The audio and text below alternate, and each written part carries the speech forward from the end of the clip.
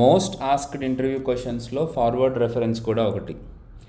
అసలు forward reference అంటే ఏంటి, ఎలాంటి సిచ్యువేషన్స్లో మనం ఈ ఫార్వర్డ్ రెఫరెన్స్ని వాడతాము అని అంటే, ఇప్పుడు ఒక ఫామ్ ఉంది, దాంట్లో ఫస్ట్ నేమ్ని ఫిల్ చేస్తున్నాను, దీంట్లో ప్రవీణ్ ఎంటర్ చేశాను, ఎంటర్ ప్రెస్ చేయగానే నెక్స్ట్ లాస్ట్ నేమ్లోకి డైరెక్ట్గా వెళ్ళిపోయింది, that is well and good. Next ఇప్పుడు ఎంటర్ ప్రెస్ చేయగానే చూడండి అడ్రస్ అనే కాంపోనెంట్లోకి వెళ్తుంది. యాక్చువల్గా ఇది separate component.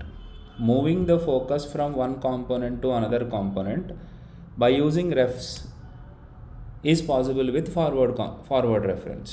So forward ref అనే కాన్సెప్ట్ని తీసుకొచ్చింది ఒక కాంపోనెంట్లోంచి ఇంకొక కాంపోనెంట్కి.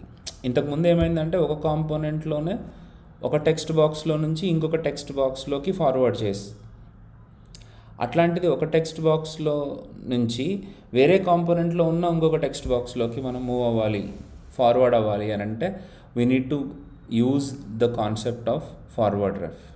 ఓకే, అయితే ఇక్కడ ఒక 2 ఇష్యూస్ ఉన్నాయి. నేను యాక్చువల్గా దీని ప్రాక్టికల్ సొల్యూషన్ అనేది నెక్స్ట్ వీడియోలో చూపిస్తాను. నేను కంప్లీట్గా 0 నుంచి రాసి చూపిస్తాను మీకు. ముందైతే ఇక్కడ 2 ప్రాబ్లమ్స్ ఏంటంటే, 18 వర్షన్ వరకు ఫార్వర్డ్ రెఫ్ అనే హయ్యర్ ఆర్డర్ కాంపోనెంట్ని మనం యూజ్ చేయాల్సి వచ్చేది. అది ఎలా ఉండేదంటే ఇలా ఉండేదన్నమాట, రియాక్ట్ డాట్ ఫార్వర్డ్ రెఫ్ అని చెప్పేసి మనం సపరేట్గా యూజ్ చేయాల్సి వచ్చేది. అయితే ఇప్పుడు ఇక్కడ నేను చూపిస్తాను, దీనికోసం కొంచెం నా ఓల్డ్ సెటప్లోకి వెళ్ళాల్సి వచ్చింది. ఇక్కడ ప్యాకేజ్ డాట్ జేసన్ ఓపెన్ చేస్తే మీరు ఇక్కడ 18.2 వర్షన్ ఉంది కదా, 18.2 వర్షన్లో మనం ఫార్వర్డ్ రెఫ్ని యూజ్ చేసేవాళ్ళం, సపరేట్గా పాస్ చేయడానికి కుదిరేది కాదు. అలాంటిది ఇప్పుడు కొత్తగా 19 వర్షన్ నుంచి ఇక్కడ చూస్తే in React 19 forward ref is no longer necessary, pass ref as a prop instead. Direct రెఫ్స్ని కూడా ఒక సపరేట్గా మనం పాస్ చేయాల్సిన అవసరం లేదు.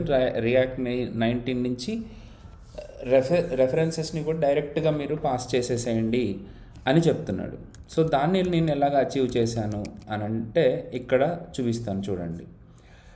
ఇది యాప్ కాంపోనెంట్, ఇది అడ్రస్ కాంపోనెంట్. ఇక్కడ ఎక్కడ నేను ఫార్వర్డ్ రెఫ్ వాడనే లేదు, డైరెక్ట్గా ఆ అడ్రస్ కాంపోనెంట్కి రెఫ్ ద్వారా నేను బైండ్ చేసేసాను.